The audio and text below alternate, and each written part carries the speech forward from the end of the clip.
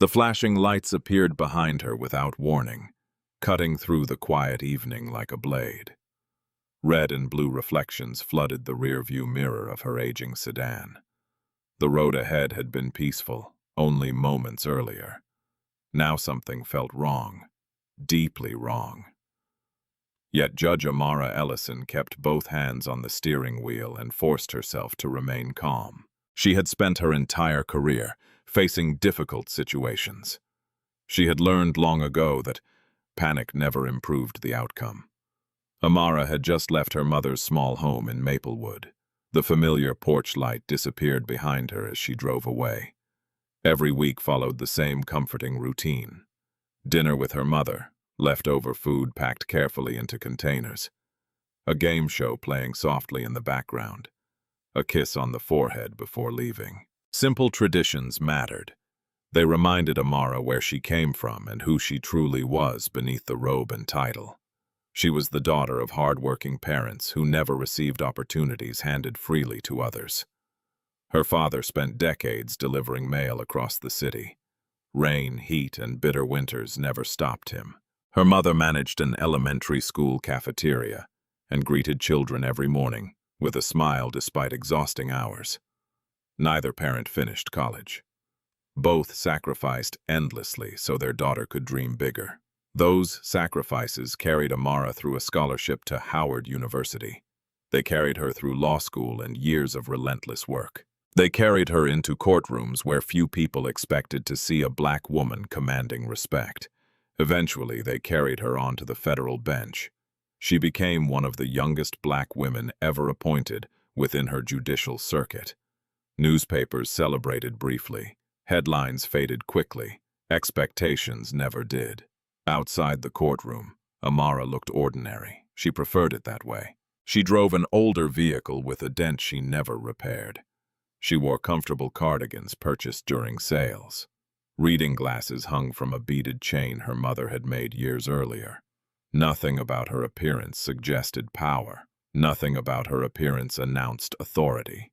Most people simply saw another middle-aged black woman returning home after visiting family. As the patrol car settled aggressively behind her bumper, Amara tapped the hands-free phone mounted near the dashboard.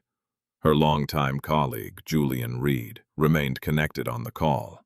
Their conversation had started casually, but gradually shifted toward work. They discussed an important federal investigation scheduled to reach a critical stage soon. Months of evidence collection had finally produced results. Several individuals faced serious allegations involving civil rights violations. The investigation had consumed countless hours and demanded extraordinary patience. When the flashing lights appeared, Amara interrupted their discussion. Her voice remained steady. She informed Julian that she was being pulled over. A brief silence followed, then Julian quietly assured her he would stay on the line. Neither mentioned why. Neither needed to. Both understood how quickly a routine stop could become something else entirely. Amara signaled and pulled carefully toward the curb. She parked beside a bus stop, bordered by a chain-link fence. A single streetlight cast a pale glow over the area. Dark houses sat quietly across the road. Somewhere nearby, a dog barked once before silence returned. Amara placed the car in park, shut off the engine, and rested her hands visibly on the steering wheel. Her father had taught her this ritual decades earlier. Always keep your hands where they can see them. Always move slowly. Always explain every action. The lesson had stayed with her throughout adulthood. The fact that it remained necessary still saddened her. Two officers approached the vehicle. One moved toward the driver's side. Another positioned himself near the passenger window. The lead officer shined a flashlight directly into Amara's face. He did not greet her. He did not explain the stop. He simply stared. Several uncomfortable seconds passed, then came the demand for license, registration, and insurance. Amara complied immediately. She announced every movement before reaching for documents. The officer studied her identification carefully. His expression shifted. Something about her clean record seemed to irritate him rather than satisfy him. Minutes later, The atmosphere grew heavier. The officer returned and claimed there was a problem with her vehicle. Amara knew the statement was false. Her car had recently been inspected, yet the officer's tone made clear that facts would not matter tonight. Across the city, Julian remained silently connected. On the dark street, Amara stood alone beneath flashing lights. 3 officers surrounded her. The chain-link fence waited nearby, and none of them realized that the calm woman before them already held the legal authority to change every one of their lives. The night had only begun, and the most devastating mistake those officers would ever make was already unfolding. Amara stood quietly beside her vehicle, while the flashing lights painted the street in restless colors. The warm evening air carried the scent of cut grass and distant gasoline. Across the road, a porch light glowed softly through the darkness. The neighborhood seemed peaceful, yet the tension surrounding her felt sharp enough to cut through the silence. The lead officer, Sergeant Victor Langston, examined her with open suspicion. His eyes traveled slowly from her cardigan to her comfortable flats. He looked at her as though he had already decided who she was before hearing a single word. Experience had taught Amara to recognize that look. She had seen it in courtrooms, government offices, and countless stories brought before her bench. "Where are you coming from?" he asked. "My mother's house," Amara replied calmly. "Nearby?" "Yes, Birchwood Lane." Langston nodded without interest. The answer seemed irrelevant to him. What mattered was the story he had already created inside his head. A second officer, Travis Sutton, began circling the sedan. His flashlight swept across every window. He peered inside with exaggerated curiosity. The beam moved across the seats, the floorboards, and the rear compartment. Eventually, it settled on a leather briefcase resting behind the driver's seat. "Nice case," Sutton called out. Amara remained composed. "Work materials," she answered. "What kind of work?" "Legal work." The officers exchanged a glance. "Legal work," Langston repeated. His voice carried obvious disbelief. For a moment, nobody spoke. The silence felt deliberate. Amara could sense the decision forming before the words arrived. "Open the vehicle," Langston ordered. "I do not consent to a search," Amara replied. The statement was clear and professional. Langston barely reacted. "I wasn't asking." Amara inhaled slowly. "Then I want it clearly stated that I do not consent." "Noted," Langston said. But his expression revealed he had no intention of respecting her objection. Sutton immediately opened the passenger door. He reached inside and grabbed the leather briefcase. The clasp snapped open. Documents spilled across the seat. Several folders slid onto the floor. Papers containing legal research and court schedules scattered like fallen leaves. Amara watched carefully. Every action, every violation, every choice. Years on the federal bench had taught her that misconduct often began with small decisions people believed would never matter. Tonight, those decisions were piling up rapidly. Sutton thumbed through several documents without understanding their significance. Legal terminology bored him almost immediately. He tossed most papers aside carelessly. Then he found a prescription bottle. The orange container rattled lightly in his hand. "What do we have here?" "Blood pressure medication," Amara answered. "The prescription label contains my name." Langston took the bottle and examined it suspiciously. "We'll verify that. That medication belongs to me." Langston slipped it into his pocket. "I said we'll verify." The officer stepped closer. His presence felt intentionally intimidating. "You know what I think?" Amara remained silent. "I think you're a long way from where you belong." The statement hung heavily between them. "What exactly does that mean, officer?" Langston smirked. "You know exactly what it means." Across the street, someone sitting on a porch shifted forward in their chair. The resident had been casually enjoying the evening moments earlier. Now they were watching closely. The atmosphere had changed. The search intensified. Another officer, Reed Carter, reluctantly joined the inspection. Unlike the others, he appeared uncomfortable. He searched compartments and storage spaces with little enthusiasm. Several times he hesitated before following orders. Amara noticed. So did Langston. The trunk eventually opened. Inside rested a neatly protected garment bag. Sutton unzipped it. A black judicial robe hung inside. He stared briefly. Some kind of graduation outfit, he muttered. Then he tossed it aside. Amara almost found the moment unbelievable. That robe had presided over major cases affecting countless lives. It represented decades of sacrifice and service. Yet the officer holding it could not recognize what stood directly before him. Langston returned to Amara. His frustration was growing. The car was clean. Her record was clean. No evidence supported his suspicions. Still, he refused to stop. The problem was not what he had found. The problem was that Amara remained calm. Every second she refused to become frightened seemed to aggravate him further.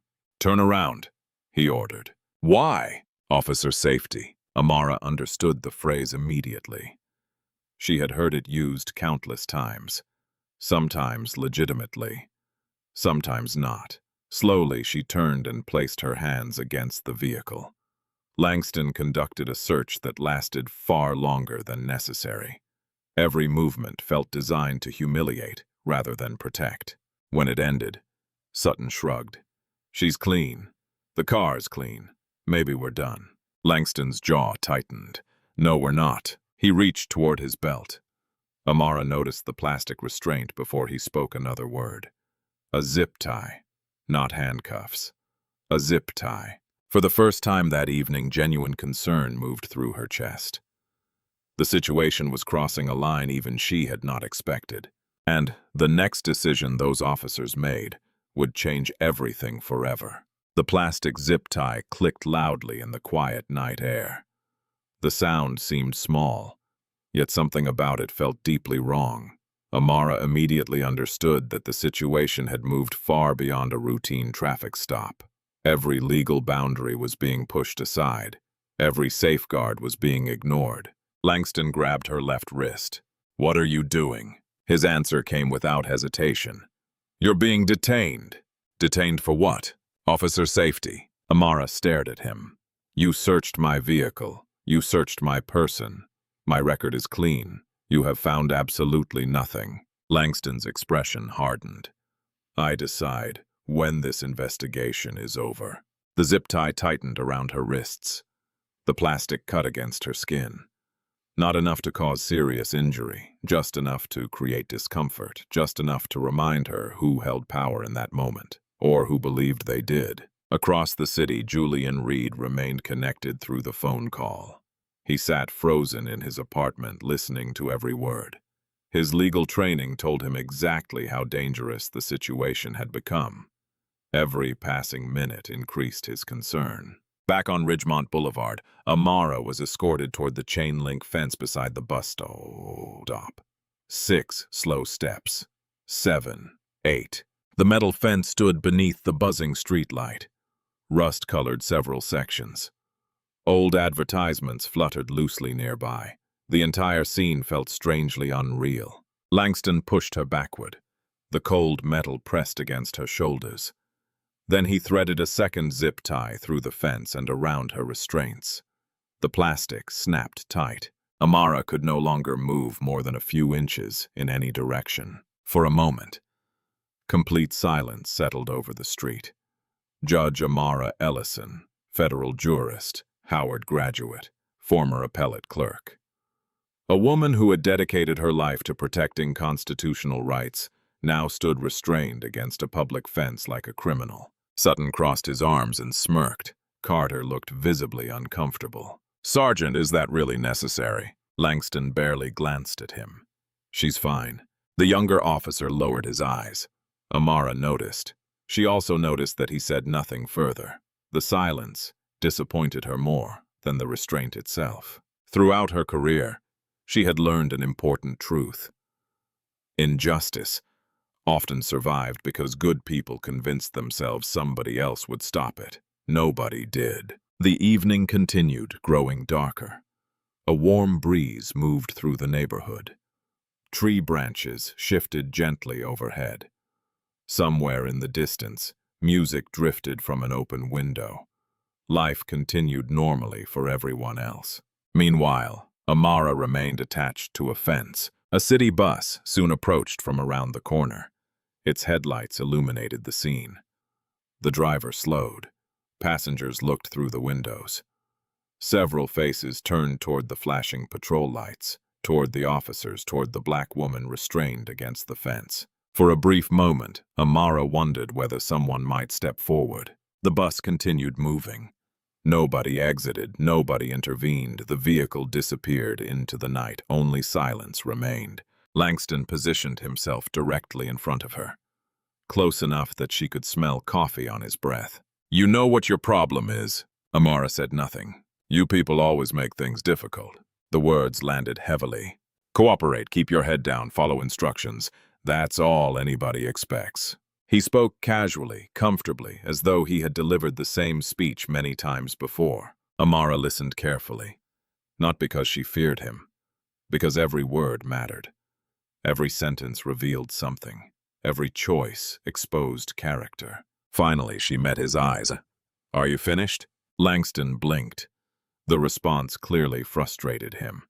He expected anger, fear, tears, anything that confirmed his authority. Instead, he found composure. That composure unsettled him. Several minutes passed.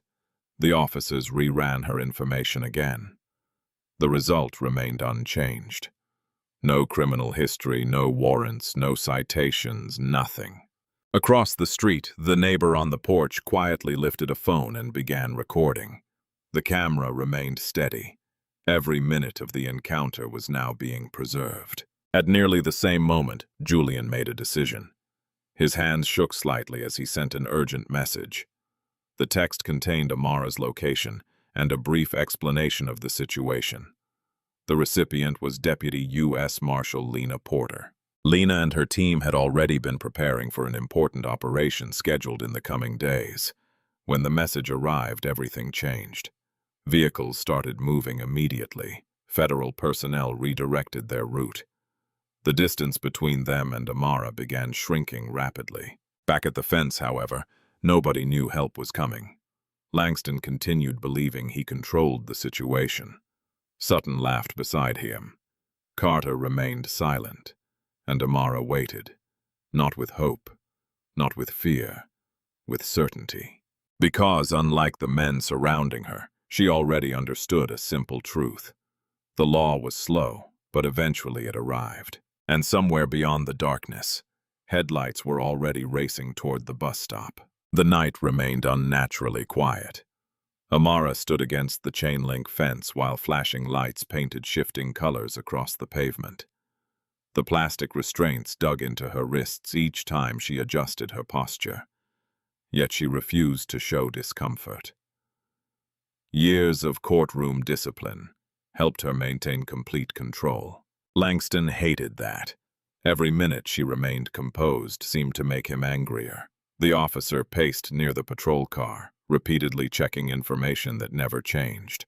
Her record remained spotless. Her vehicle contained nothing illegal. Every excuse that justified the stop continued falling apart. Still, he refused to admit it. Sutton leaned against the car and shook his head. "I don't get it." "Get what?" "She's too calm." Langston glanced toward Amara. "Maybe she's smarter than she looks." The comment drew laughter from Sutton. Carter said nothing. He stood near the rear bumper, staring toward the dark houses lining the street. His stomach felt increasingly heavy. Something about the entire situation felt wrong. Not technically wrong, completely wrong. For months he had ignored his conscience. He had convinced himself that staying quiet protected his career. Now that silence felt impossible to justify. Across the street, the neighbor continued recording. The phone remained steady. Every insult, every action, every second, the camera captured everything. Amara noticed the recording and felt a small measure of relief. Evidence mattered. Facts mattered. Documentation mattered. People often underestimated the importance of witnesses until they desperately needed one. Langston eventually returned to the fence. His confidence appeared forced now. The certainty he displayed earlier had begun showing cracks.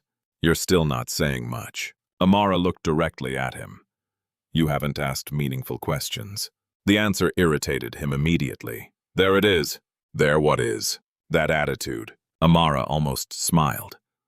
Throughout her legal career, she had watched countless people confuse confidence with disrespect. The distinction mattered. Langston clearly did not understand it. The officer stepped closer. "You think you're better than everybody?" "No." "Then why act like it?" "Because I know my rights." The response landed harder than she expected. Langston's jaw tightened visibly. For several seconds, he simply stared. The conversation had stopped being about a traffic stop long ago. Now it was something personal, something emotional, something dangerous. A sudden vibration interrupted the tension. Langston's phone. He checked the screen, then frowned. Another database search had returned the same result. Nothing. No criminal history, no warrants, no violations, no justification. The officer shoved the phone back into his pocket. Sutton laughed. "Maybe she's the cleanest person in the state." Langston did not laugh. His frustration had evolved into something closer to panic. The longer this encounter continued, the harder it became to explain. Meanwhile, several miles away, two black government SUVs moved steadily through traffic. No sirens, no emergency lights, just purpose. Deputy U.S. Marshal Lena Porter sat in the lead vehicle. The message from Julian Reed had reached her less than 20 minutes earlier. She had listened to a portion of the ongoing call. What she heard disturbed her immediately. Now, she watched the navigation display count down the remaining distance. 4 minutes. 3. 2.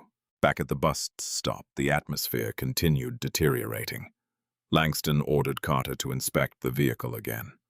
The younger officer obeyed reluctantly.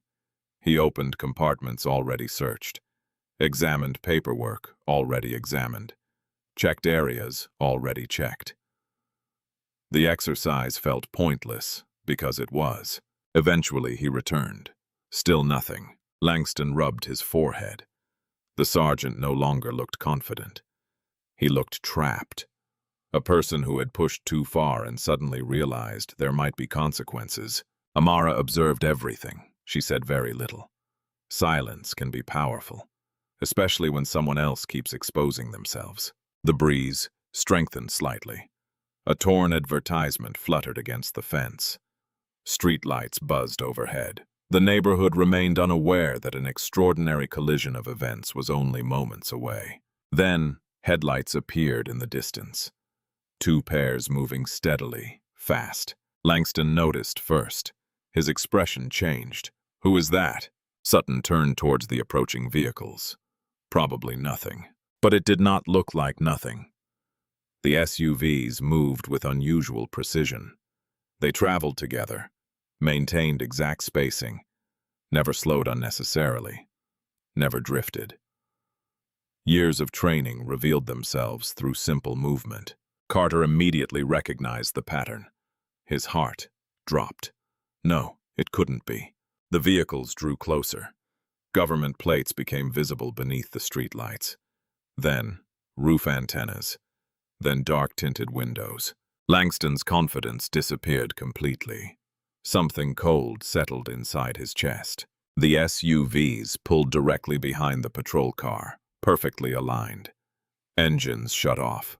4 doors opened almost simultaneously. The sound echoed across the quiet street. 4 figures stepped out. Tactical vests, sidearms, federal credentials, and 3 unmistakable letters displayed clearly across every chest.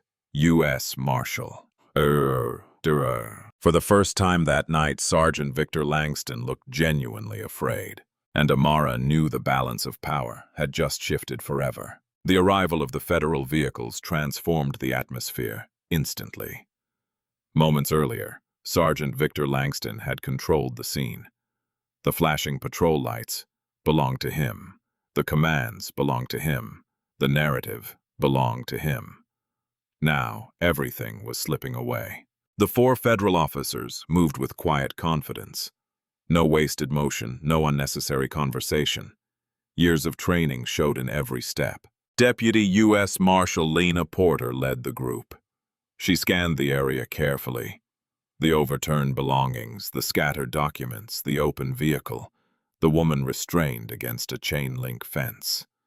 Her expression hardened. Langston stepped forward quickly. "This is an active investigation."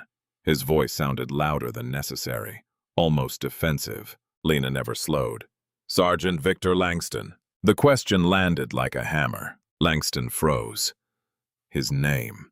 She knew his name, not his badge number, not his department. His name. A strange feeling moved through him. Fear. Real fear. The kind that arrives before disaster becomes visible. "That's me." Lena displayed federal credentials. "Deputy U.S. Marshal Lena Porter, step away from the detainee." Langston attempted a smile. "Marshal, I think there's been some kind of misunderstanding." "Step away from the detainee." The second command arrived colder than the first. Langston's feet moved before his pride could object. He stepped backward several feet. Nobody spoke. The silence felt enormous. Lena walked directly toward Amara. The other marshals spread out naturally around the scene. Sutton stood frozen.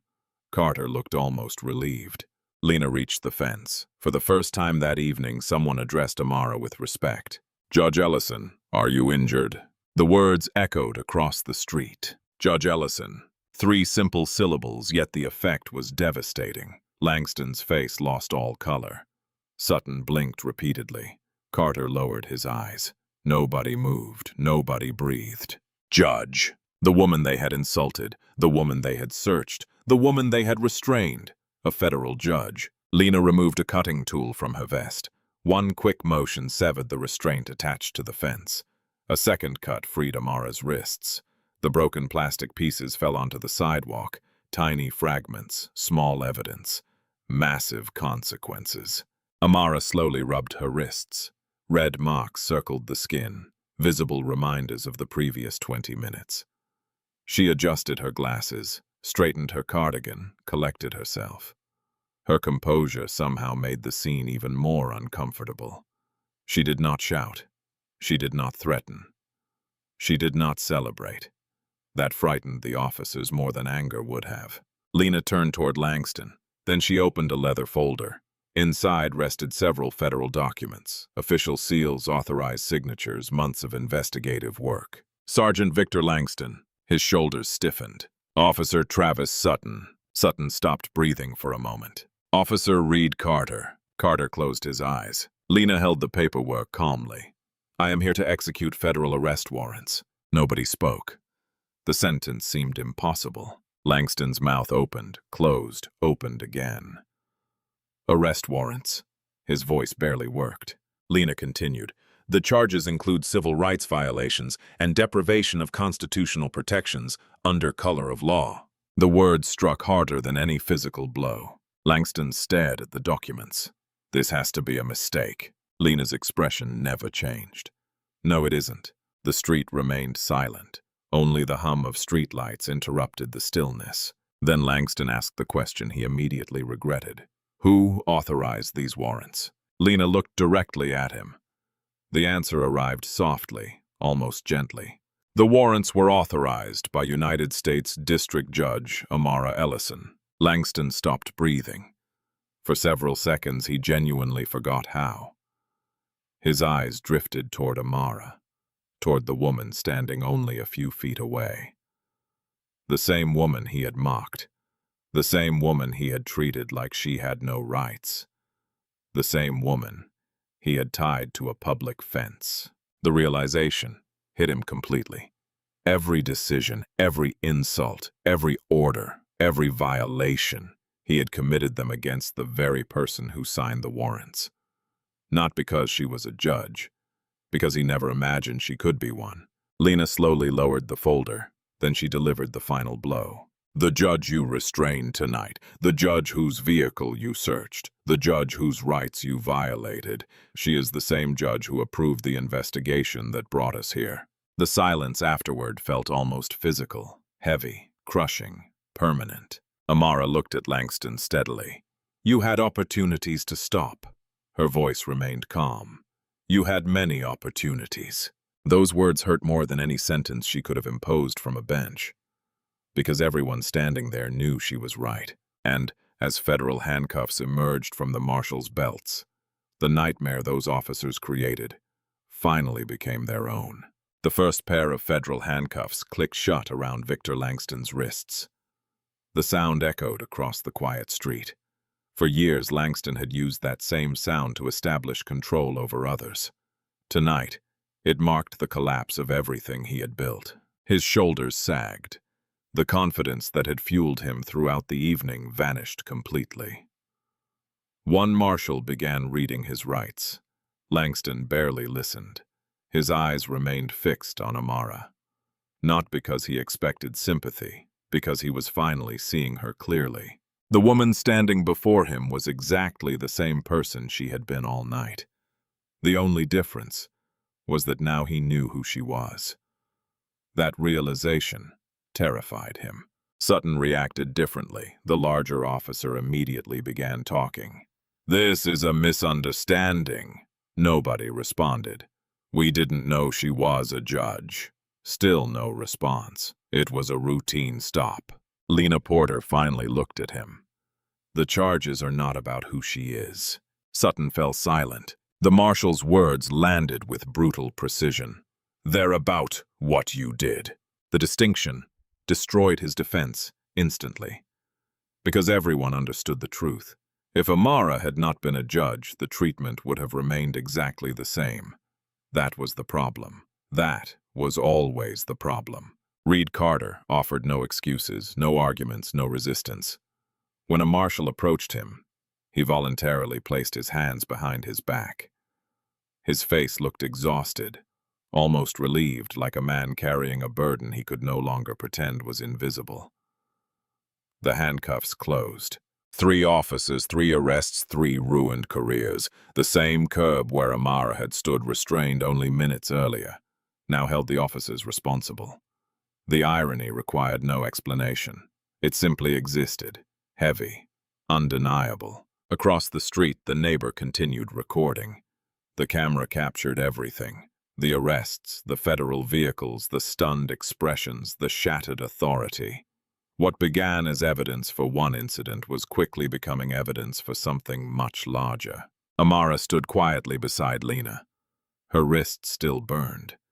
Thin red marks remained visible beneath the streetlight. Yet she focused on details rather than emotions. That was how judges survived difficult situations. Facts first, feelings later. The investigation that brought everyone here had lasted more than a year. Months of complaints, months of reports, months of interviews. Patterns emerged slowly. Traffic stops, questionable searches, unexplained detentions, citizens describing nearly identical encounters. Most complaints disappeared before reaching meaningful review. Many victims lacked resources, others lacked evidence, some simply lost hope.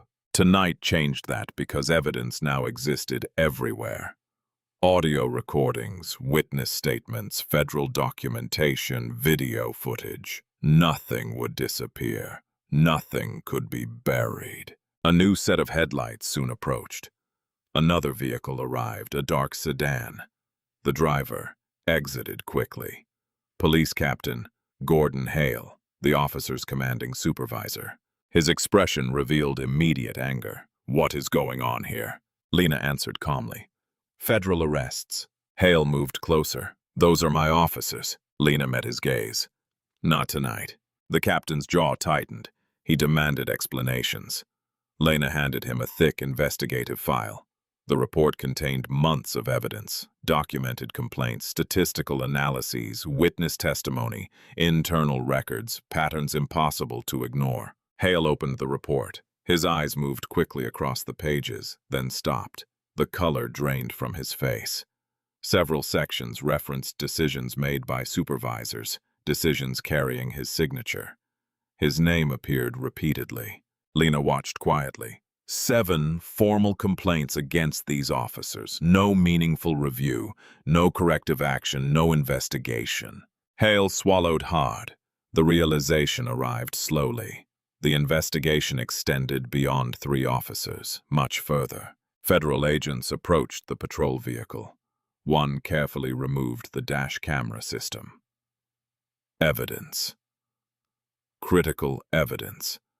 The device had recorded everything from the moment the stop began, including one very important fact.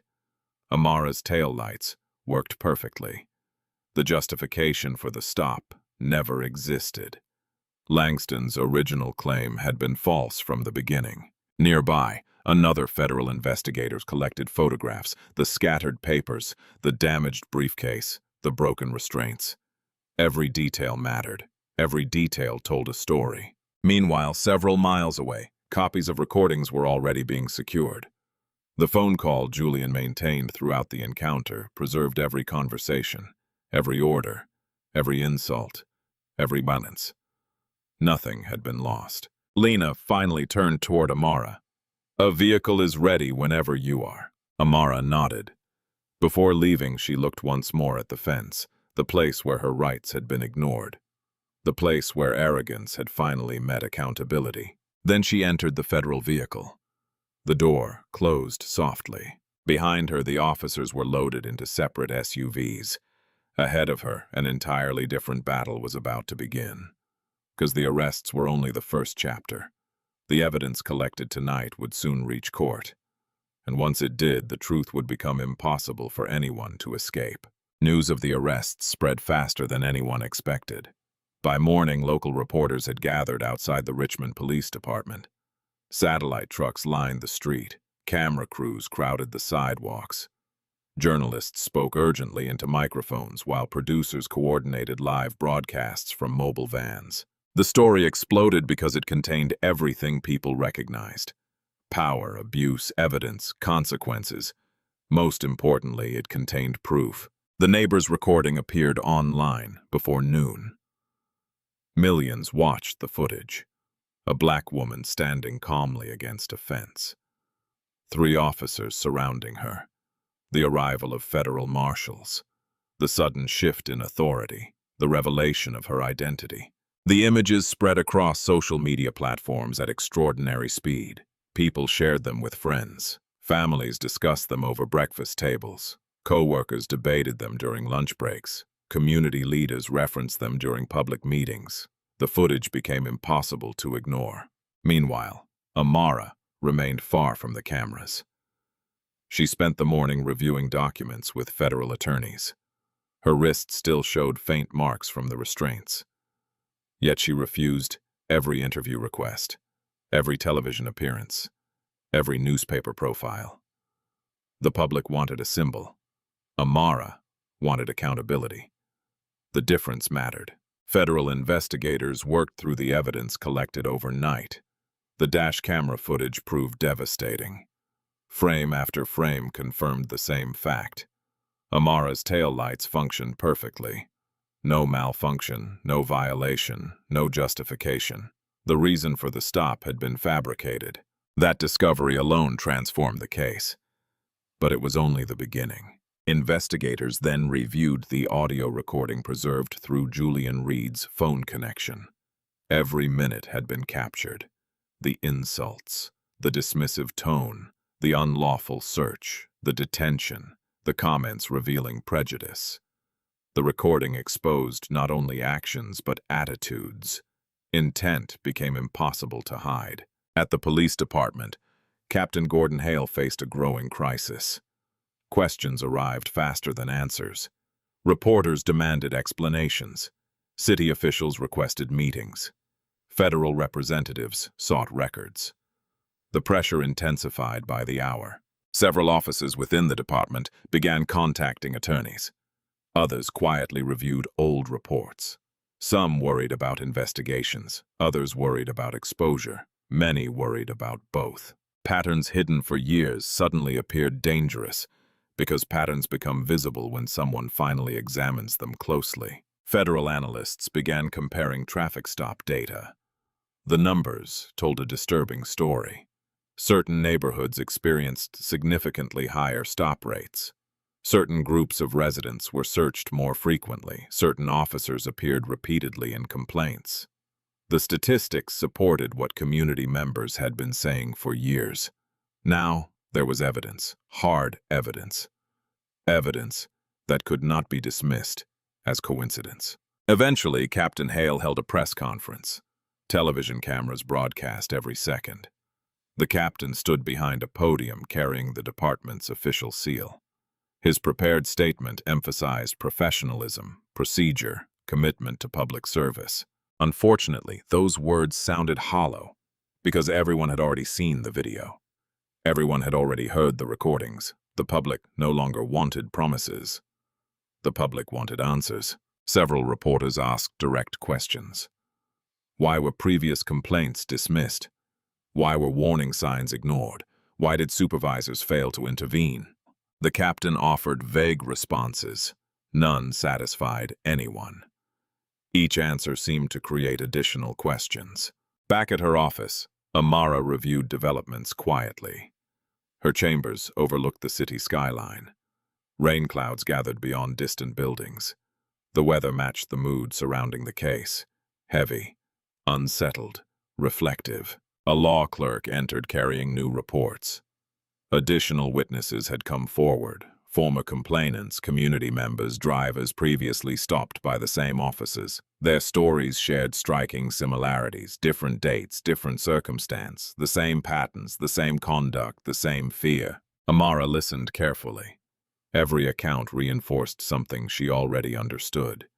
The incident at the fence was never an isolated event. It was the visible tip of something much larger, something hidden beneath years of routine acceptance. As darkness settled across the city, federal investigators obtained additional department records, internal communications, patrol logs, complaint histories, performance evaluations. The growing collection of evidence painted an increasingly troubling picture. Several investigators exchanged concerned looks. The case was becoming bigger than anyone anticipated. Much bigger. Across town, Langston sat alone inside a holding facility. For the first time in many years, nobody obeyed his orders. Nobody deferred to his authority. Nobody treated him as untouchable. A television mounted on the wall replayed footage from the previous night. Again and again and again. Langston watched silently. The reality finally settled in. The arrest had not ended the story. It had only exposed it. And somewhere inside a federal office, investigators had just uncovered a new collection of documents, capable of bringing down far more people than the 3 officers already in custody. The investigation entered a new phase when federal analysts completed their review of thousands of department records. What they discovered shocked even experienced investigators. The evidence revealed more than individual misconduct. It revealed a culture, a system, a pattern that had survived because too many people benefited from silence. Inside a secure federal office, attorneys, analysts, and investigators worked around the clock. Large screens displayed charts, timelines, and complaint histories. Every document connected to another. Every record filled another gap. The picture became clearer each day. For years, complaints had followed predictable paths. Citizens filed reports. Supervisors acknowledged them. Internal reviews supposedly occurred. Then the complaints disappeared. No discipline, no accountability, no change. The process existed only on paper. The reality was something entirely different. One investigator summarized it simply. The system protected itself. That observation proved difficult to dispute. Meanwhile, public pressure continued growing. Community organizations organized meetings throughout the city. Church leaders hosted discussions. Civil rights groups demanded transparency. Families shared personal experiences that had remained private for years. People who once felt isolated suddenly realized they were not alone. The stories sounded remarkably similar. Traffic stops without clear reasons. Searches without justification, disrespect treated as procedure, fear disguised as enforcement.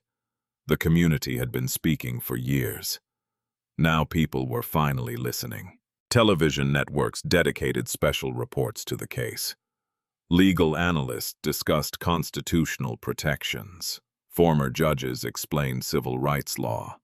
Retired law enforcement officials criticized departmental failures. The conversation expanded beyond Richmond. Cities across the country began examining their own practices. The incident at a single bus stop had become a national discussion. Amara watched none of it. She remained focused on her responsibilities. Each morning she arrived at chambers before most employees. She reviewed filings, prepared rulings, managed her docket. The discipline of routine provided stability during chaos. Yet even she could not ignore the growing impact of the case. Letters arrived daily. Some came from law students. Others came from retired teachers, veterans, business owners, parents, grandparents. Many simply expressed gratitude. Not because Amara was a judge, because she had survived something many people feared could happen to anyone. One letter remained on her desk longer than the others. It came from a teenager. The message was brief. I saw the video. You stayed calm when I would have been terrified. Thank you for showing me courage. Amara folded the letter carefully and placed it inside a drawer. Some victories carried responsibilities. This was one of them. Across town, Captain Gordon Hale faced increasing scrutiny. Federal investigators questioned him repeatedly. Records contradicted earlier statements. Timelines exposed inconsistencies. Documents revealed decisions that appeared impossible to defend. Each interview became more uncomfortable.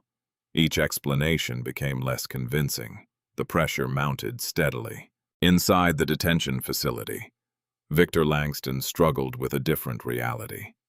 For years he had viewed complaints as temporary inconveniences, paperwork, noise, problems that eventually disappeared. Now, those same complaints formed the foundation of a federal case. Every report mattered. Every witness mattered. Every decision mattered. The realization haunted him. Travis Sutton fared no better. His attorneys attempted multiple defense strategies. Each encountered the same obstacle. Evidence. Video evidence. Audio evidence. Documentary evidence. Witness evidence. The facts aligned too neatly, too consistently, too powerfully. Reed Carter faced the greatest internal conflict. Unlike the others, he understood exactly how the situation developed. He knew when he should have spoken. He knew when he should have objected. He knew when he should have walked away. Those missed opportunities followed him constantly. Sleep became difficult. Silence became unbearable. Eventually, he requested a meeting with federal prosecutors. The request surprised everyone, including his own attorneys. Several days later, Carter entered a conference room carrying a thick folder. The documents inside contained years of notes, observations, patrol records, personal records he had quietly maintained. No one knew they existed. Not Langston, not Sutton, not Hale. Federal investigators opened the folder. Their expressions changed immediately. Page after page, detailed practices never officially documented. Unofficial targets, internal expectations, conversations previously denied, instructions supervisors claimed never happened. The material was explosive. One federal attorney spent nearly an hour reviewing only the first section. When the meeting ended, the prosecutors understood something important. The case was no longer based solely on what happened to Amara Ellison. It had become something far larger. Something capable of exposing years of misconduct. And hidden within Carter's folder was a single handwritten note that would soon become the most damaging piece of evidence anyone had seen so far. The handwritten note sat alone at the bottom of Reed Carter's folder. Unlike the official reports and patrol logs, it contained no department letterhead, no signatures, no formal formatting, just a few sentences written in Carter's own handwriting. Yet those sentences carried enormous weight. Federal prosecutors read the note twice, then a third time. Nobody spoke for several moments. The message documented a conversation Carter had recorded shortly after joining the department. A supervisor had gathered several officers before patrol. The instructions were simple. Focus on certain neighborhoods, stop certain drivers, look harder at certain people. The message was never written officially, never emailed, never entered into department records. That was intentional. The note confirmed what investigators already suspected. The patterns were not accidental. They were encouraged, sometimes openly, sometimes quietly, but encouraged nonetheless. The discovery accelerated the investigation dramatically. Federal attorneys began issuing additional subpoenas. More records were requested. More witnesses were interviewed. Former officers came forward. Retired employees agreed to speak. Several admitted they had noticed problems years earlier. Many regretted remaining silent. One former lieutenant provided testimony that stunned investigators. According to his account, warnings had been raised repeatedly. Community complaints, internal concerns, supervisor discussions. Everything had been documented. Everything had been ignored. The case expanded further. Meanwhile, public attention showed no signs of fading. The image of Amara, standing against the fence, continued appearing everywhere. Community centers displayed it. College classrooms discussed it. Artists transformed it into murals. Legal organizations referenced it during conferences. The photograph represented something larger than one woman. It represented a question. How many people had stood in similar places without anyone arriving to help? That question disturbed millions. Amara understood why. During private meetings with federal attorneys, she repeatedly emphasized the same point. The issue was never her title. The issue was what happened before anyone knew her title. That distinction became central to the case because the defense continued relying on the same argument. They did not know she was a judge. The prosecutors welcomed that argument. In fact, they encouraged it. The statement helped their case because ignorance of her position explained everything. The officers treated her exactly as they believed they could treat an ordinary citizen. That was the problem. That was always the problem. Eventually, evidence continued accumulating. Federal attorneys organized thousands of pages of records. Witness statements filled entire storage boxes. Investigators assembled timelines covering years rather than months. Every piece reinforced the same conclusion. The conduct was not isolated. It was systematic. The federal courthouse where the trial would occur soon became the center of national attention. Journalists secured credentials months in advance. Legal scholars analyzed filings. Civil rights organizations monitored developments closely. The stakes felt enormous. Inside a detention facility, Langston followed every update obsessively. His attorneys attempted to reassure him. The evidence made reassurance difficult. The dash camera footage alone destroyed key portions of his defense. The audio recording made matters worse. The witness video completed the picture. Now, Carter's cooperation threatened to expose everything else. Langston spent long hours staring at concrete walls. For the first time in years, he could not control the outcome. Sutton's frustration evolved into desperation. He blamed investigators, the media, federal prosecutors, everyone except himself. Yet every new disclosure narrowed his options further. Reed Carter experienced a different struggle. Cooperation brought some relief, not peace. Relief. There was a difference. He knew testimony would not erase his actions. He knew accountability remained unavoidable. Still, telling the truth felt better than protecting lies. Outside the legal process, another development quietly changed everything. More than 40 individuals came forward with experiences involving the same officers. Some provided photographs. Others provided written accounts. Several offered recordings. Together, they created a powerful collection of evidence. Stories once dismissed as isolated complaints suddenly revealed a pattern stretching across years. Federal attorneys reviewed every submission carefully. Each story strengthened the case. Each voice added context. Each witness expanded the truth. One evening, after reviewing another stack of documents, Amara remained alone in her office. The city lights shimmered beyond her window. Rain tapped softly against the glass. The building around her had grown quiet. She reflected on how much had changed since the traffic stop, not only for herself, for countless others. The incident exposed failures, but it also exposed courage. Witnesses who recorded, citizens who spoke, investigators who persisted, people willing to challenge silence. That courage mattered because systems rarely change without it. Eventually, federal prosecutors finalized preparations for trial. Their evidence list stretched dozens of pages. Video recordings, audio recordings, department records, witness testimony, statistical analyses, internal communications. Everything was ready. And as they reviewed the final case file, one prosecutor quietly made an observation. When this trial begins, it won't just determine the fate of 3 officers. It will determine whether years of hidden truth finally receive public judgment. The courtroom battle that awaited would become the most important chapter of all. The federal courtroom overflowed long before proceedings began.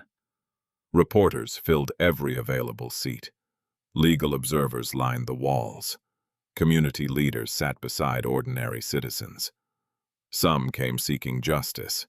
Others came seeking answers. Everyone understood they were about to witness something important. Amara Ellison entered quietly. Not through the judge's entrance, not in judicial robes, not as the person presiding over the case.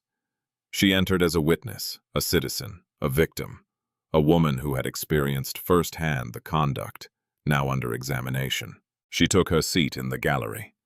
The courtroom settled into silence. The trial began. The defense presented its argument immediately. The officers did not know Amara was a federal judge. The incident reflected poor judgment. Mistakes were made. Procedures were misunderstood. No criminal intent existed. The explanation sounded reasonable until the evidence appeared. Then everything changed. Federal prosecutors approached methodically. They relied on facts, documentation, recordings, witnesses. The truth required no dramatic performance. It simply required exposure. The dash camera footage appeared first. Large monitors displayed Amara's vehicle clearly. Frame after frame showed functioning taillights. No defect, no malfunction, no justification for the stop. The original explanation collapsed within seconds. Next came the audio recording. The courtroom listened carefully. Every conversation, every command, every insult, every moment, the recording captured not only what happened, it revealed why it happened. The voices echoed through the courtroom, cold, confident, comfortable. The language sounded practiced, like behavior repeated many times before. Several jurors exchanged troubled glances. Others stared directly ahead.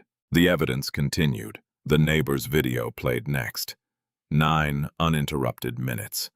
Amara restrained against the fence. 3 officers standing nearby. Federal marshals arriving. The revelation of her identity. The arrests. The transformation unfolded in real time before the jury. The images proved impossible to explain away. Witnesses followed, one after another. Citizens described similar encounters, different roads, different dates, the same patterns, the same conduct, the same fear. Each testimony reinforced the next. The accumulation became overwhelming. Then Reed Carter took the stand.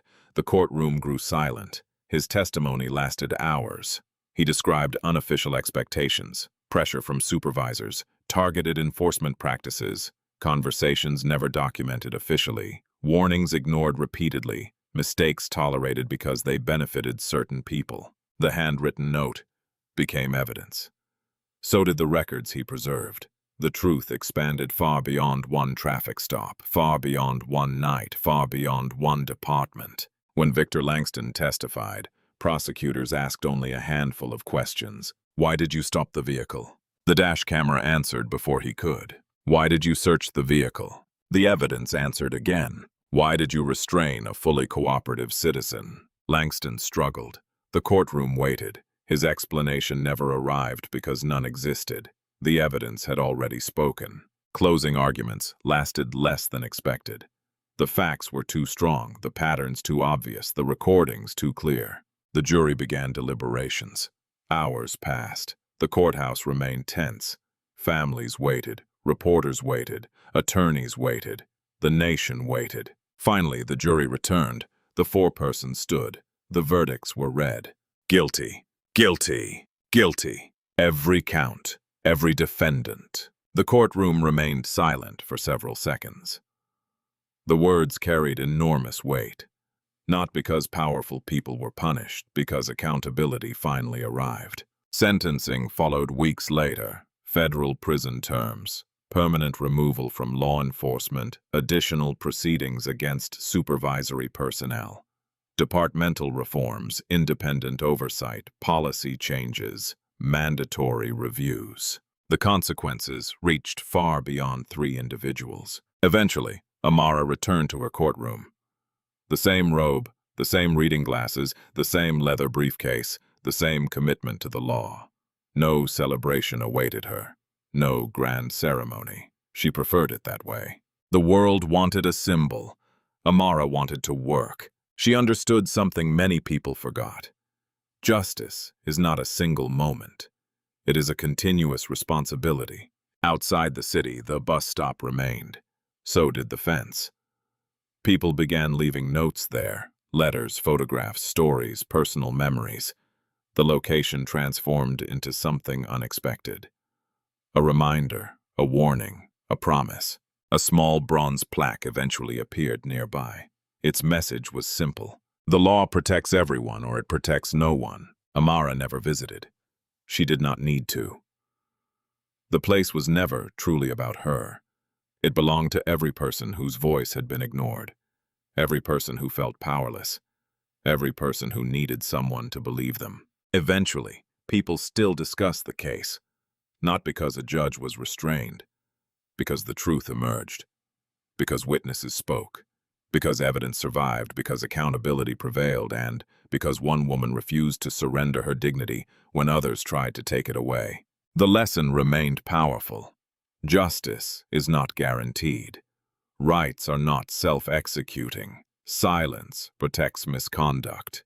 Courage exposes it. Sometimes, courage looks dramatic. Sometimes it looks like a woman standing calmly at a fence, beneath a streetlight, waiting for the law to catch up with the truth. And eventually it does.